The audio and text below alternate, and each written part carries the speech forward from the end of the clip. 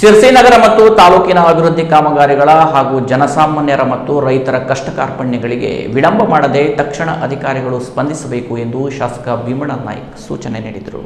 ಶಿರಸಿ ನಗರದ ತಹಶೀಲ್ದಾರ್ ಕಚೇರಿಯ ಸಭಾಂಗಣದಲ್ಲಿ ಸೋಮವಾರ ನಡೆದ ತಾಲೂಕು ಮಟ್ಟದ ತ್ರೈಮಾಸಿಕ ಪ್ರಗತಿ ಪರಿಶೀಲನಾ ಸಭೆಯ ಅಧ್ಯಕ್ಷತೆ ವಹಿಸಿ ಮಾತನಾಡಿದ ಶಾಸಕ ಭೀಮಣ್ಣ ಟಿ ನಾಯ್ಕ ಅವರು ಕ್ಷೇತ್ರದ ವಿವಿಧ ಇಲಾಖೆಗಳ ಪ್ರಗತಿ ಪರಿಶೀಲನೆ ಸಭೆ ನಡೆಸಿ ಪ್ರಮುಖವಾಗಿ ಕುಡಿಯುವ ನೀರು ಮತ್ತು ಜನಸ್ಪಂದನ ಅರ್ಜಿಗಳ ಕುರಿತು ಸುದೀರ್ಘ ಚರ್ಚೆ ನಡೆಸಿ ಅಧಿಕಾರಿಗಳಿಗೆ ಸಲಹೆ ಸೂಚನೆಗಳನ್ನು ನೀಡಿದರು.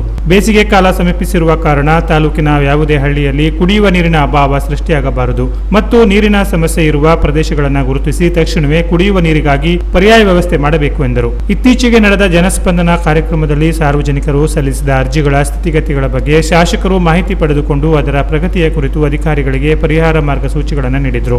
ಜನರು ಸರ್ಕಾರದ ಯೋಜನೆಗಳಿಗೆ ಭರವಸೆಯಿಂದ ಅರ್ಜಿಯಾಗಿ ನೀಡಿದ್ದಾರೆ. ಇಂತಹ ಅರ್ಜಿಗಳನ್ನು ಕೇವಲ ದಾಖಲೆಗಾಗಿ ಇಟ್ಟುಕೊಳ್ಳದೆ ಅವುಗಳಿಗೆ ತಾರ್ಕಿಕ ಅಂತ್ಯ ಹಾಡಬೇಕು. ಅರ್ಹ ಫಲಾನುಭವಿಗಳಿಗೆ ಸರ್ಕಾರದ ಸೌಲಭ್ಯಗಳು ಸಕಾಲದಲ್ಲಿ ತಲುಪಬೇಕು ಎಂದರು. ಕ್ಷೇತ್ರದ ಪ್ರಗತಿಯಲ್ಲಿ ಅಧಿಕಾರಿಗಳ ಪಾತ್ರ ದೊಡ್ಡದಿದೆ. ಸರ್ಕಾರದ ಯೋಜನೆಗಳು ಕಟ್ಟಕಡೆಯ ವ್ಯಕ್ತಿಗೂ ತಲುಪುವಂತಾಗಬೇಕು. ಸಮಸ್ಯೆಗಳಿಗೆ ಕೇವಲ ಭರವಸೆ ನೀಡದೆ ಕಾರ್ಯರೂಪಕ್ಕೆ ತರುವಲ್ಲಿ ಅಧಿಕಾರಿಗಳು ಪ್ರಾಮಾಣಿಕವಾಗಿ ಶ್ರಮಿಸಬೇಕು ಎಂದು ಕರೆ ನೀಡಿದರು.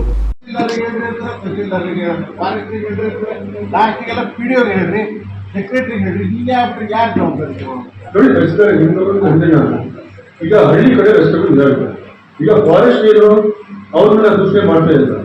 ಎಲ್ಲಿ ವಹಿವಾಟುಗಳಿದ್ವು ಕಾಲಾಗಿ ಮತ್ತೊಂದು ಇದ್ವು, ರೈತರು ಹೋಗೋ ದಾರಿ ಇದ್ವು. ಫಾರೆಸ್ಟ್ ಮಿನಿಸ್ಟರ್ ದಾಳಿಯಲ್ಲಿ ಬಂದಾಗ ರೈತರಿಗೆ ಯಾವುದೇ ರೀತಿಯ ತೊಂದರೆ ಕೊಡಬಾರದು ಅಂತ ವಿಚಾರವನ್ನ ಸಂದೇಶವನ್ನ ಫಾರೆಸ್ಟ್ ಮಿನಿಸ್ಟರ್ ಹೇಳಿದ್ದಾರೆ. ನಾವು ಹೊಸ ರಸ್ತೆಯಿಂದ ನಾವು ಕೇಳಲ್ಲ, ಅವರು ಕೊಡಲ್ಲ. ಅದನ್ನ ಇರೋ ದಾರಿಗಳನ್ನು ನಾವು ಸುಳಿಸ್ ಮಾಡ್ಕೊಡ್ಬೇಕಲ್ಲ. ಈಗ ಬೆಟ್ಟ ಲ್ಯಾಂಡ್ ಇನ್ನೊಂದರಲ್ಲಿ ಅವ್ರು ಯಾರಿದ್ರು ಅವರಲ್ಲಿ ಬೇರೆ ಎಕರೆ ತಗೊಂಡು ಹೋಗಿ ಕೊಡಲ್ಲ. ಅಲ್ಲಿ ಅದೇ ಬೆಟ್ಟ ಲ್ಯಾಂಡ್ ಅವರನ್ನು ಯೂಸ್ ಮಾಡಿ ದಾರಿ ಬಿಡ್ಬೇಕಲ್ಲ. ದಾರಿ ಕಟ್ ಮಾಡಬೇಕು. ಬೆಟ್ಟ ಲ್ಯಾಂಡ್ ಕೂಡ ದಾರಿ ಬಂದ್ ಮಾಡಿದ್ರೆ ಕಾಣಿದ್ಯಾ? ವಹಿವಾಟಿ ದಾರಿ ಯಾರು ಕೂಡ ಬಂದ್ ಮಾಡೋದಿಲ್ಲ ಅಂತ ನಿಮ್ಮ ಗಮನಕ್ಕೆ ಬಂದಿದೆಯಲ್ಲ. ಜನಸ್ಪಂದನ ಸಭೆಯ ಮುಖಾಂತರ ತಮ್ಮ ಗಮನಕ್ಕೆ ಬಂದಿದೆಯಲ್ಲ. ಅವತ್ತು ಅದೇನಿದೆ ಫುಲ್ಲು ಕ್ಲೋಸ್ ಮಾಡಿ ಕ್ಲಿಯರ್ ಮಾಡಿದ್ವಿ. ಕ್ಲಿಯರ್ ಮಾಡಿ ಯಾರು ಅಸಂಗ ಮಾಡಿದ್ರೆ ಅವ್ರ ಹಾಕಿ ಪೊಲೀಸ್ ಸಪೋರ್ಟ್ ತಗೊಂಡು ಹೋಗ್ವಿ. ಜನರು ಇನ್ನೂ ನಾವು ದಾರಿ ಮಾಡಿಕೊಡೋಕ್ಕಾಗಲ್ಲ. ಈಗ ದಾರಿ ಫಾರ್ಮೇಶನ್ ಮಾಡೋದು ಟಾರ್ ಹಾಕೋದು ಅದು ಸೆಕೆಂಡ್ರಿ. ಅದು ಬಟ್ ರೈತರು ಇನ್ನೂ ದಾರಿ ಮಾಡೋದೇ ನಾವು ಮಾಡಿಕೊಟ್ಟಿಲ್ಲ ಅಂದ್ರೆ ಸ್ವತಂತ್ರ ಇಷ್ಟು ವರ್ಷ ಆದ್ರೆ ನಾವು ಇನ್ನೂ ಈ ಸ್ಥಿತಿ ಇದೆಯೋ ಅಂತಂದ್ರೆ ಹೆಂಗೆ? ಇದಕ್ಕೆ ಸಂಬಂಧಪಟ್ಟವರು ನೀವಾಯಿತು, ಅರಣ್ಯ ಇಲಾಖೆ ಆಯ್ತು, ದಡ್ಬಿ ಆಗಿರ್ಬೋದು, ಯಾರೇ ಆಗಿರ್ಬೋದು, ಇಂಥ ರಸ್ತೆ ಇಷ್ಟೆಲ್ಲ ಅದು ಅಡೆತಡೆ ಮಾಡೋದು.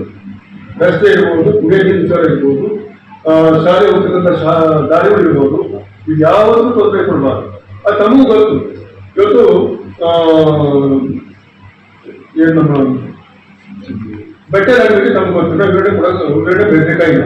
ಆದ್ರೆ ರಸ್ತೆಗಳನ್ನ ಹೋಗ್ತಕ್ಕಂಥ ಬಂದ್ ಮಾಡಿದ್ರೆ ಇವತ್ತು ಬೆಳಿಗ್ಗೆ ಒಬ್ಬ ಬಂದ ಅಪ್ಪ ಮಗ ಬಂದಿರ್ಬೋದಿಲ್ಲ. ಎಷ್ಟು ದಿನದಲ್ಲೂ ಪಾಪ ನಾನು MLA ಆದ್ರೆ ಒಬ್ಬ ಕೊಡ್ತಾ ಇದ್ದೀನಿ, ಅದು ಸಾಲ್ವ್ ಆಗ್ತದೆ. ಅದು ಲ್ಯಾಂಡ್ ನೋಡಿರೋದು ಫಾರೆಸ್ಟ್ ಇದು ಬೆಟ್ಟ ಲ್ಯಾಂಡ್. ಹಾಗಾಗಿ ಅರಣ್ಯ ಅಧಿಕಾರಿ ಅದಕ್ಕೆ ಯಾರು ಅದಂಗ ಇಲ್ಲ.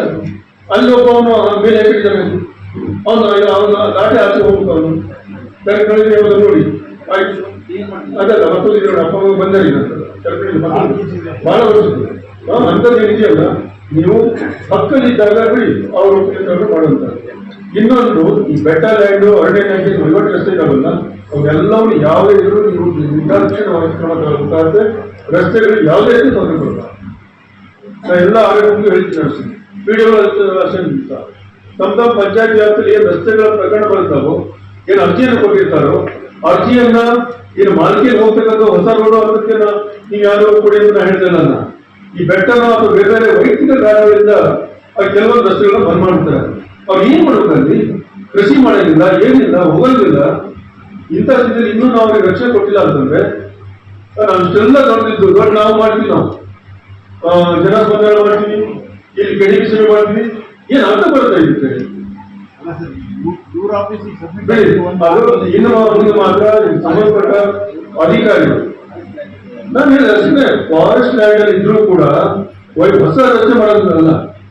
ಮೊದಲು ಇಲ್ಲಿ ಅನೇಕ ಜನ ಗಾಡಿ ಚಕ್ರಿ ಗಾಡಿ ಹೊತ್ತು ಮತ್ತು ಮುಂದೊಂದಿದ್ದು ಅಂತ ದಾರಿಗಳನ್ನ ಹೊಸ ದಾರಿಯನ್ನು ಹೇಳ್ತೇನೆ ನಾನು.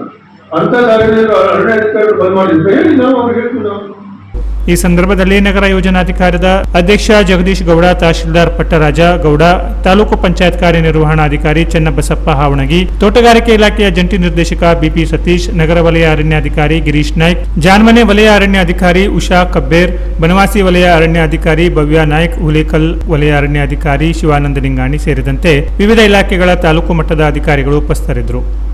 Canara plus news, Sirsi.